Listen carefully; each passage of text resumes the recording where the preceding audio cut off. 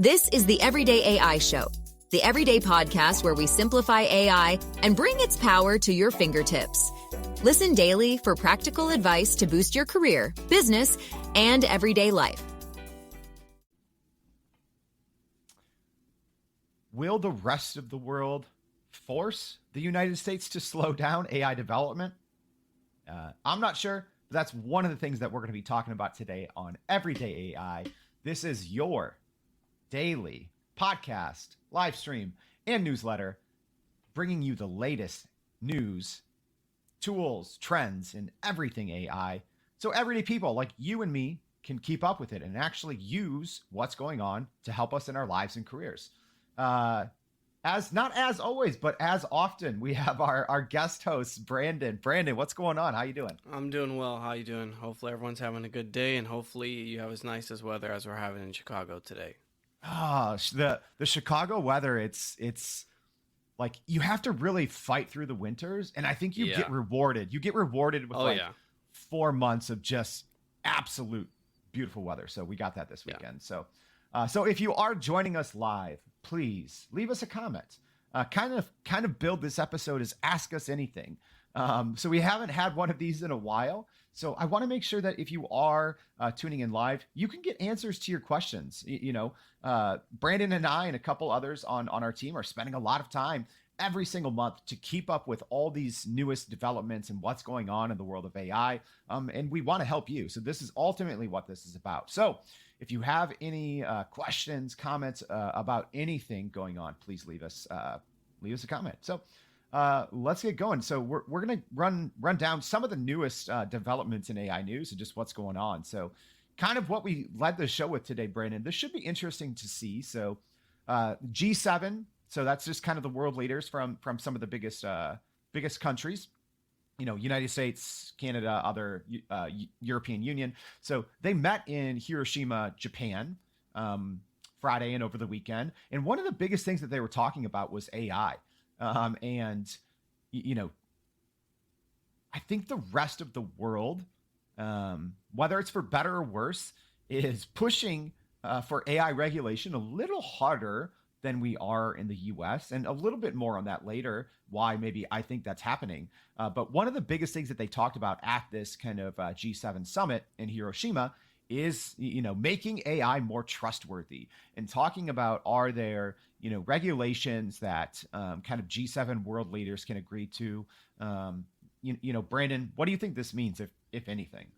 Yeah, I mean, I think this is important. I think this is definitely a big step for not only the United States, but the rest of the world, because if we can kind of maybe create some sort of general standards, even though, each country is going to adopt their own thing, hopefully it helps us to just kind of get it further along. I know, like, as we're pushing out news and whatnot in our newsletters, we've put a couple of stories out about, China as an example, putting regulations already in place for AI. So there's other countries that are already ahead of the game, and I feel like the U.S. is kind of in this spot of, like, waiting game. Yeah. Exactly.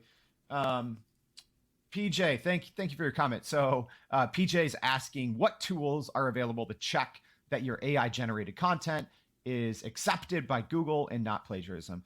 So many people are asking about that. Brandon, we actually did, I won't say it's a fun study because it was actually extremely time consuming and probably a little frustrating. So PJ, I'll come with the hot take.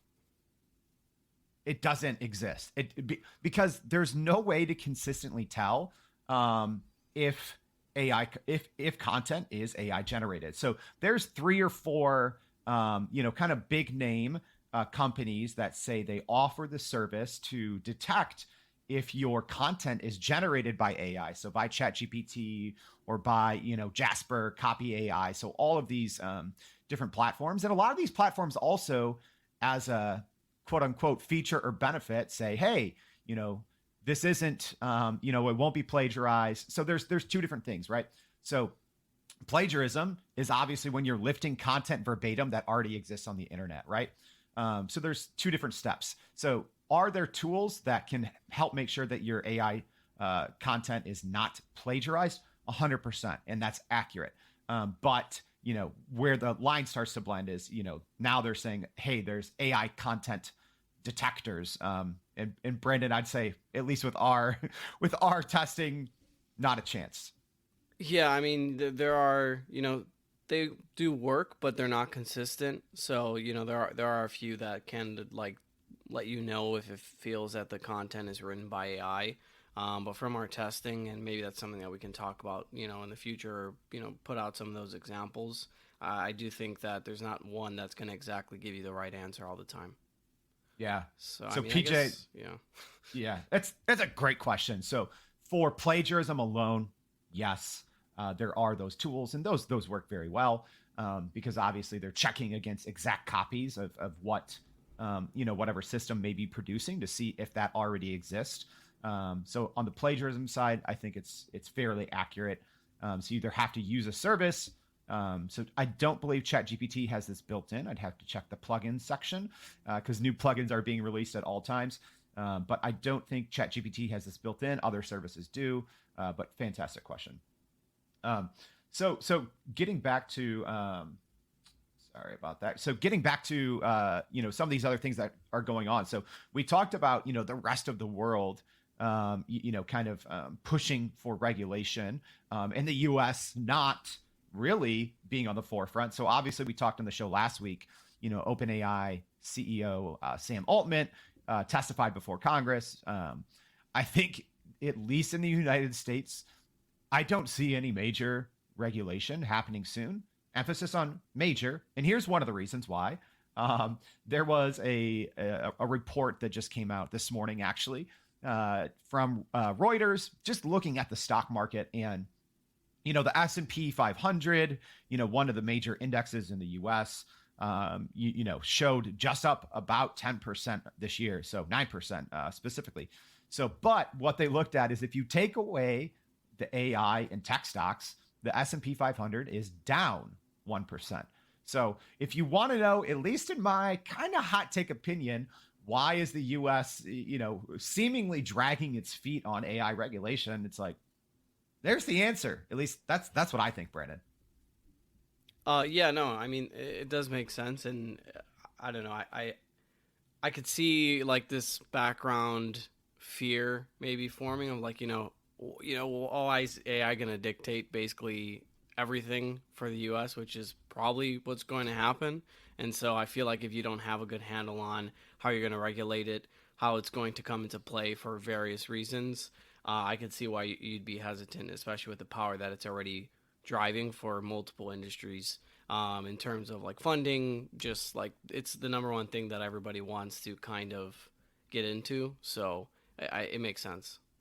Yeah. And, obviously the, certain, the S&P and NASDAQ, I think, are doing a little bit better than, the Dow Jones as an example. But if you take away those tech stocks, AI companies or companies investing heavily in AI. So if the U.S. government were to come in and just regulate hard, the economic factors that would have on the U.S. are, they would be mind blowing. It's look at all of the biggest companies that are helping fuel, this positive growth for the United States. So, your Microsoft, your, Alphabet / Google, your Meta / Facebook, IBM, NVIDIA, these biggest companies that are, up 30, 50% over the year and driving this growth.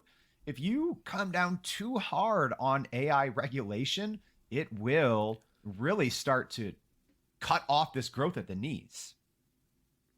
Yeah, Brandon, what do you think?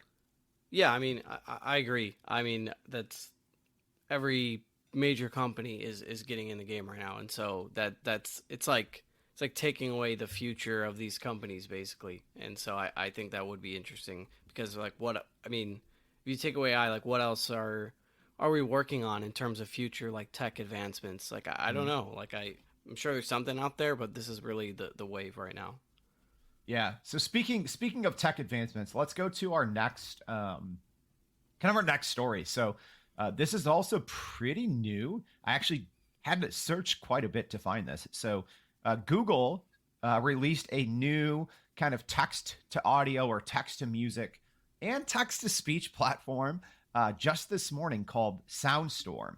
So we've talked about it on the show before, and we linked it in the daily newsletter. So if you haven't subscribed to that yet, go to youreverydayai.com, sign up for the daily newsletter. So Google before had announced Music LM, which allows that was strictly a text to music, and you can type in a little prompt and get a 15-20 second kind of like little music piece out of it. So they announced Soundstorm, and it's going to be faster. It's going to allow you, again, text to speech, text to audio, text to music. It's going to allow you to generate a little more. But I think the interesting thing here, Brandon, as I play a sample, or I try to play a sample, is dialogue. So, all right, we're gonna try this. I haven't presented audio live yet on Everyday AI, so hopefully this works. We're gonna give this a test here. So I'm gonna hit the play button. Hopefully you hear, but what you should hear is some dialogue. And let's take a listen. It's 20 seconds.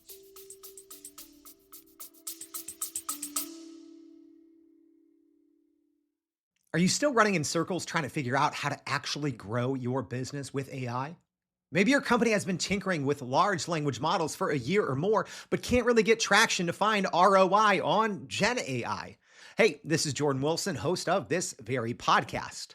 Companies like Adobe, Microsoft, and NVIDIA have partnered with us because they trust our expertise in educating the masses around generative AI to get ahead. And some of the most innovative companies in the country hire us to help with their AI strategy and to train hundreds of their employees on how to use Gen AI. So whether you're looking for ChatGPT training for thousands or just need help building your front-end AI strategy, you can partner with us too, just like some of the biggest companies in the world do. Go to youreverydayai.com/partner to get in contact with our team, or you can just click on the partner section of our website. We'll help you stop running in those AI circles and help get your team ahead and build a straight path to ROI on Gen AI.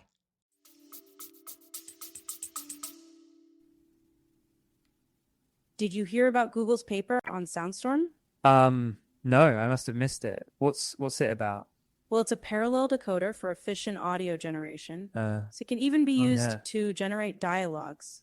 Oh, interesting. Yeah, like this one was generated by Soundstorm. Wait, what? That's funny. Oh, Brandon, what are your That's what good. are your That's thoughts? good. I know on one hand, someone's listening to this going like, this is scary, but like to me, I think that's pretty cool actually. Just the cadence, like the pauses, the like general reactions that they created. It sounds very, very natural. It doesn't sound like any AI generation was going on there. You know, the pauses were normal. Yeah, that was good. Yeah, I mean, I think emotion, like the way that you'll be able to start to capture emotion in like text to dialogue is going to be interesting. Just because that's one of the last pieces missing just to make it sound more natural. So that was really good. Yeah, I think that's crazy. Wild. Like when I listened to that this morning, so I didn't fully read. So let me actually just share my screen again here. So I didn't fully read this part right here. I just saw the big play button and I hit play, right? So I didn't even know until the end of that was actually AI generated, right? I kind of thought like, oh, maybe this is, but I didn't read the full thing. And then when they said, oh, this was produced by Soundstorm, I was like, whoa. Yeah, that's really good. I know we've personally used other services in the past, and this one's definitely has to be the best so far. So this is definitely going to be kind of like a industry breakthrough for, text to dialogue. Man, one thing, so yeah, one of the big companies in that space is called 11 Labs. They're probably, one of the top, 2 or 3 at least, maybe number 1. But Brandon, like something we haven't even talked about, maybe we save it for another episode. So when the big companies, the Meta, the Google, Microsoft, when they start developing these other models, right? Like text to speech or, video, right? So Runway, the company runway.ml has been running away in the text to video sector. So all these different, generative AI companies that started small and they grew so big. Like, what happens now when Google, releases its text to video, or what happens now that we have SoundStorm and we have this text to speech? I don't know. Yeah. What do you think? Yeah, I don't know. I mean, as much as we've been talking about all Google's kind of hesitant sitting in the background, I could easily see them, maybe they're doing it for a reason, and I would not be surprised if when they come out with their own services, they just blow everything out of the water. And so everything that we thought was like this, new gold standard is just like now kind of thrown to the back. So it'll be interesting to see if they produce the same kind of quality as that text to speech or text to dialogue. That'll be interesting. Yeah. Sayeda, so we have a comment. First, thank you. I know you're always, interacting with us on LinkedIn, Sayeda, so thank you for that. So she has a question. How can we identify and address biases in AI algorithms to ensure fair and unbiased outcomes across various domains, such as hiring, criminal justice, and loan approvals? Wow. That's a huge one. Where do we even begin on that one? So I'll say this. So even background, so people who aren't following AI development as closely as the rest of us. So AI is nothing new, right? It's been around for actually, we talked about this, Brandon. It's been around for technically like 60 years, but AI has been used in commercial development, different sectors pretty consistently since the 80s. So Sayeda, to get to the second half, loan approvals. I know that the banking industry has been heavily using AI and deep learning for decades. So they are already using that in loan approval processes. Criminal justice, I'm not sure. That will be interesting to take a look at. Maybe we'll have to do a little research on that. Hiring is another fantastic one. And I think out of the three that you kind of asked about here, hiring, criminal justice, and loan approvals, I'd say a lot of the current or more recent trends in AI are being applied more in hiring, in HR, in talent acquisition. But the biases are extremely important. So we've mentioned this on the show once or twice before. I think it's worth a listen. Lex Fridman had not super long because his podcasts are kind of long, but about a 2.5-hour talk with Sam Altman, the CEO of OpenAI, and they talked a lot about biases and how they train models. So I'd love to pretend I'm an expert or that we're an expert in AI algorithms and biases, but we're not. I think that's a good place to start is to hear, the CEO of probably one of the biggest companies in the AI space talk about biases, because it's real. Brandon, what do you think? And I know we don't have the answers necessarily, but what do you see with bias playing into all this, and what can we do about it? Something that you just made me think about is, right now it seems that we're basing a lot of these tools that we are creating with, like, let's just say, 3 language models. So for example, you have the big players. You have OpenAI, you have Bard, you have the Bing chat. And so I'm wondering, let's just say right now those get published as like, what their biases are or like how they work. We kind of know what to expect, depending on what's released.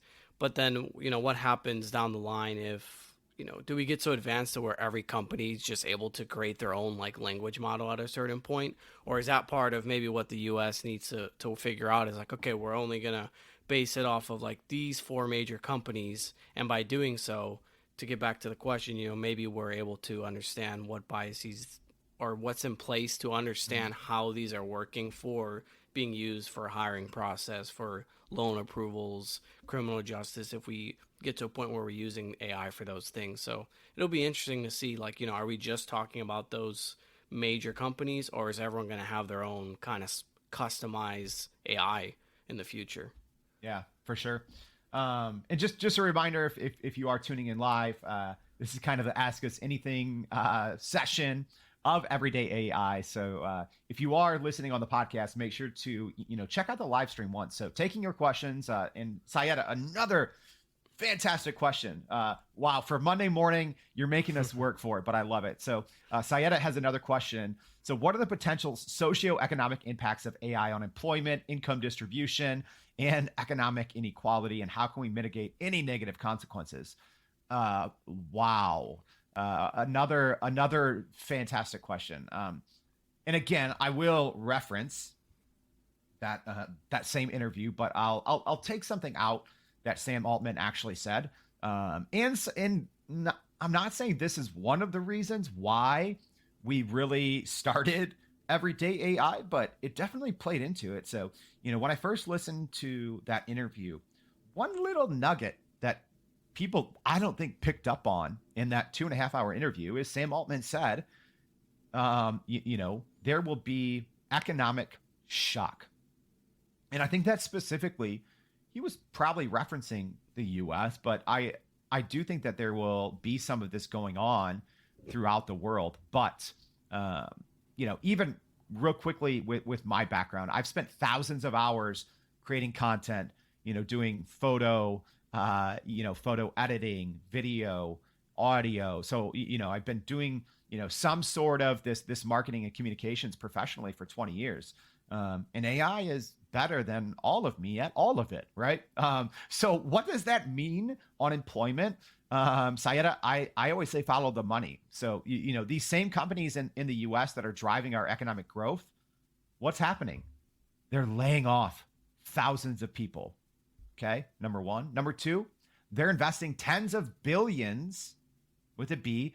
These same companies driving our economic growth and investing tens of billions of dollars into AI and also laying off thousands of employees. So what does that tell you?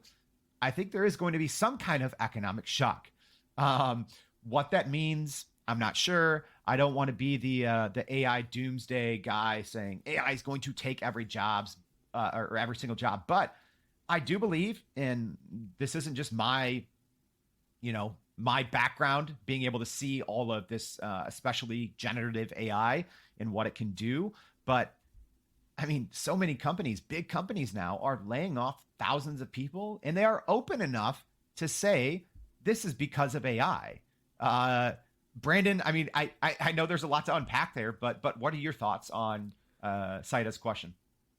Yeah, I mean, it's again really great question. Honestly, I don't know how much more I can add in terms of just like what's going on right now to what Jordan mentioned, but I guess just personal opinion. Yeah, I do think that a specific example that's already coming to mind is the writer's strike that's still going on. And so, you're going to have a lot of these situations like the writer's strike. And again, if no one's familiar, right now in Hollywood, there's the writer's strike. The Writers Guild America is basically just striking for various reasons, but one of the reasons being that a lot of these production companies are starting to use AI, and they just want to make sure that they have a job secured for the future. So they just want to create kind of standards of when to use AI and how to use it with the writer's work. And so that's just one of the examples of kind of just like people trying to, I guess, mitigate negative consequences, but we'll see how it turns out.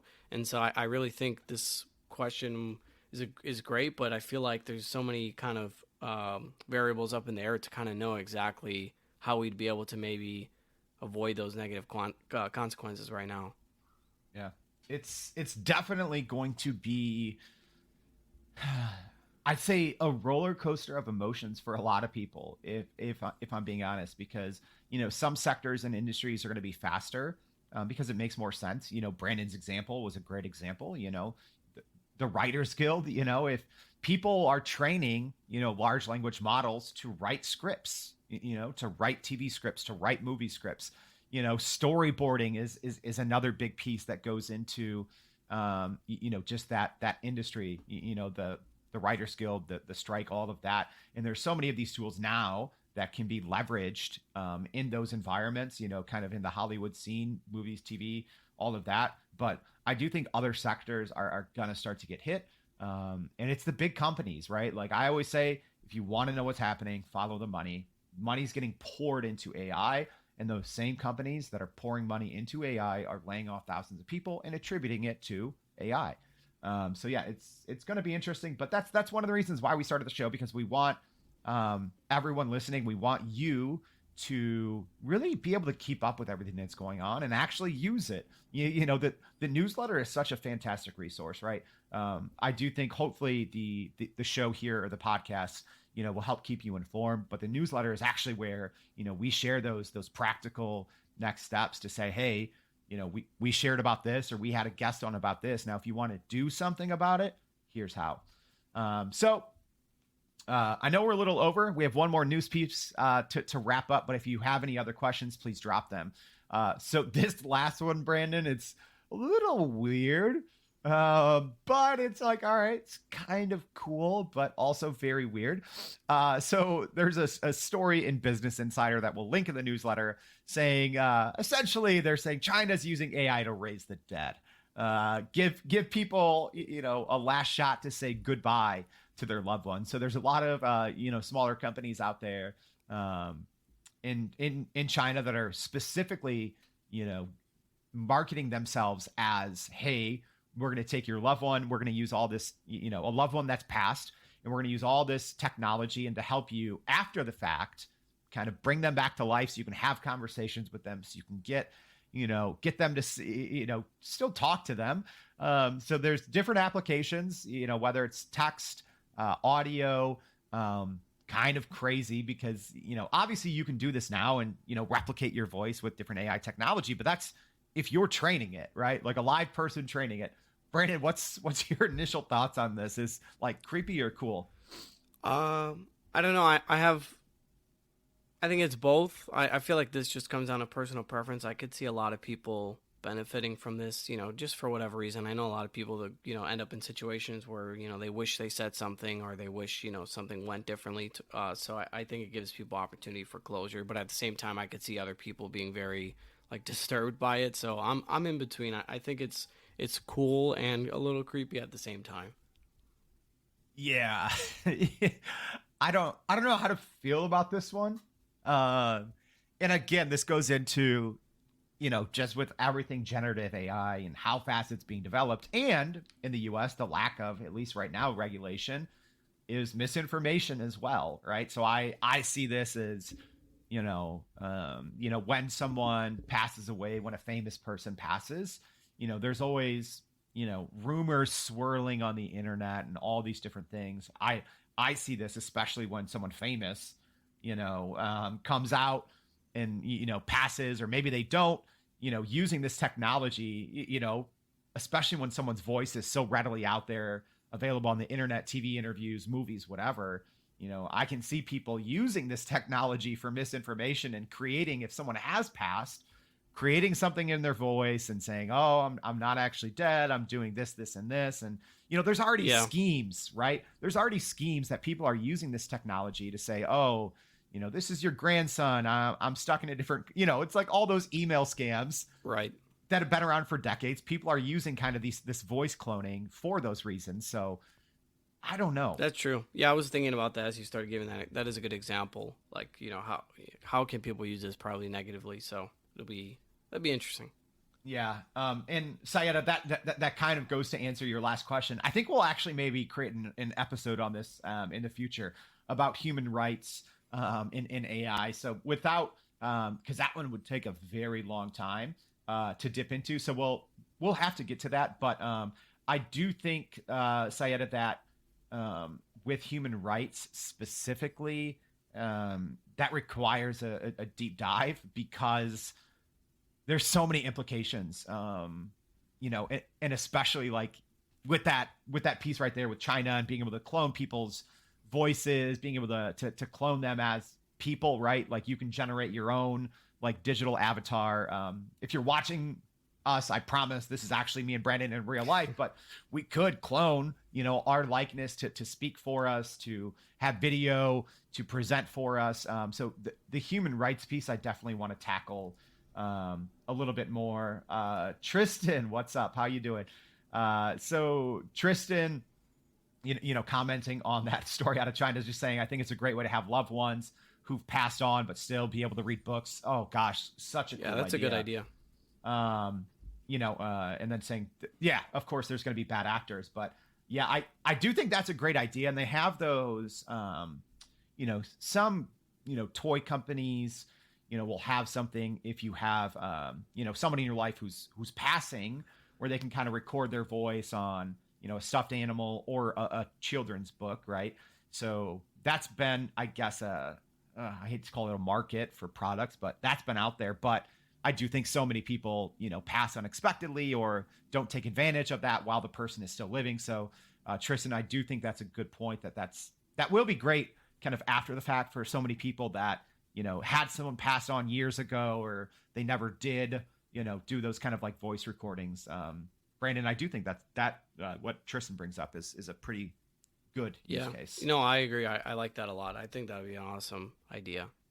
Yeah. Like when people actually use it for good, but that's what this gets to, there's all this technology. I think of it like the internet, but times 10. And it's like, was the internet used for good? Absolutely. Was it used to create chaos in society and just, help push war and terror and bullying? Like, yes. Right. So there's two sides to the coin. Just like there was with the internet, with the invention of the internet, it connected people, it brought people together, it helped us, research diseases much faster, and all these great things. But there was an ugly side to the internet and letting the world talk to each other as well. So I do think, Tristan, kind of to your point, I think that's a great, like, fantastic use case. Being able to take someone who passed, years ago, and being able to use their voice for that. But I do think on the flip side, like what you said, there's going to be people who ruin it for sure. Brandon, we wrapped it up. What are you like, as you look over the past week or what's to come? What are you going to be keeping your eye on? We obviously have a lot of really cool guests lined up for the rest of the week, but what are you going to kind of be paying attention to in AI this week, or what do you think people should be paying attention to? Definitely continue keeping an eye on Google, just because of the event that they had last week, where they just announced a ton of things. We went over some of that last week, so feel free to go check out those episodes. But I think, with them releasing this new text to dialogue, I'm curious, like, if they have any other things just in the background that they're waiting to just release. So Google will be one. And then I think maybe also if Meta, I don't know, I think Meta's been quiet besides, their huge announcement about their new chip. I'd be curious to see kind of what else comes out about that, or if there's anything else that they have going on that maybe we don't know about. So those are my two personal companies of interest that I'm going to be taking a look at. Otherwise, I feel like every day there's something new that I don't expect. Oh, there is, but that is what we're here for. So with that, Brandon, thank you for jumping on this morning. Also, go to youreverydayai.com. What Brandon talked about, we're spending hours every single day to help everyday people understand what's going on. And, we actually spent a lot of time on the newsletter, the second half specifically, to say, hey, here's what went on in the world of AI today, and here's how you can actually use it. So, when we talk about economic uncertainty and job security and all of those things, that's one of the main things that we're trying to do with this newsletter, not just to help you keep your job and grow in your career, but also to grow your business. The flip side of this is there's so much potential to be able to do things in minutes or seconds that used to take hours or days or weeks. So there's so much potential to use all of these updates, to use all this new technology for you and your business. So make sure to check it out, youreverydayai.com. With that, we hope to see you back tomorrow and every day at Everyday AI. Thanks, guys. See ya. And that's a wrap for today's edition of Everyday AI. Thanks for joining us. If you enjoyed this episode, please subscribe and leave us a rating. It helps keep us going. For a little more AI magic, visit youreverydayai.com and sign up to our daily newsletter so you don't get left behind. Go break some barriers, and we'll see you next time.